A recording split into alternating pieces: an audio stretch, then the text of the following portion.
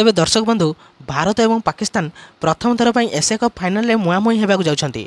स्वतंत्र एवं ऐतिहासिक यह मैच 28 सेप्टेम्बर में दुबईर अंतर्जातीय क्रिकेट स्टाडियम में खेल। तेबे टीम इंडिया पर चिंताजनक खबर आसी। टीम इंडियार बोलिंग प्रशिक्षक मोर्ने मोर्केल अभिषेक शर्मा और हार्दिक पांड्या को आघात विषय एक अपडेट प्रदान करछंती, किंतु तिलक वर्मा को आघात विषय कौन मंतव्य देना।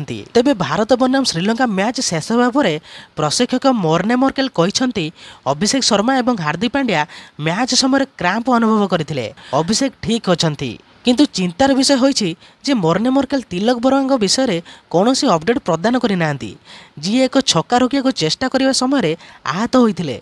यही घटना श्रीलंका इनिंग्सर 18तम ओवर समय घटीला, जार तृतीय बॉल दासन सानाका द्वारा छक्का मरा था। तेबे भिडियो आगू बढ़िया पूर्व आपण मैंने जब भारतीय दलर यही 3 जन को सपोर्ट करथांती एवं बहुत भल पाउथांती ताहले भिडियो गोटे लाइक एवं चैनल को सब्सक्राइब कर दिंतु, कारण यही प्रकार भिडियो आपण मैंने यही चैनल देखा पाइबे। तेबे चलतु भिडियो आगू बढ़िया। तेबे दर्शक बंधु से छक्का पर तिलक तांको बाम गोड़ धरी पड़िया बाहर को चलीगले।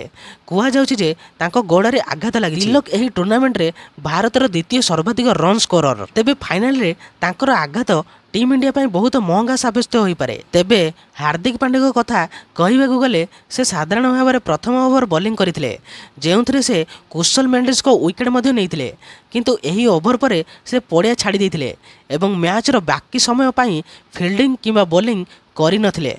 तेबे दर्शक बंधु अभिषेक शर्मा मध्य क्रैम्प जगू 10म ओवर रे पड़िया छाड़ी।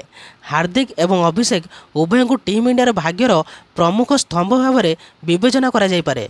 जड़े विश्वर नंबर 1 T20 बैट्समैन, अन्य जड़े नंबर 1 ऑलराउंडर। तेबे फाइनल रे सही 3 जनकर अंशग्रहण बहुत गुरुत्वपूर्ण।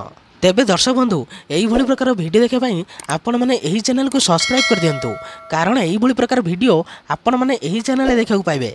तेबे रहिली जय श्रीराम।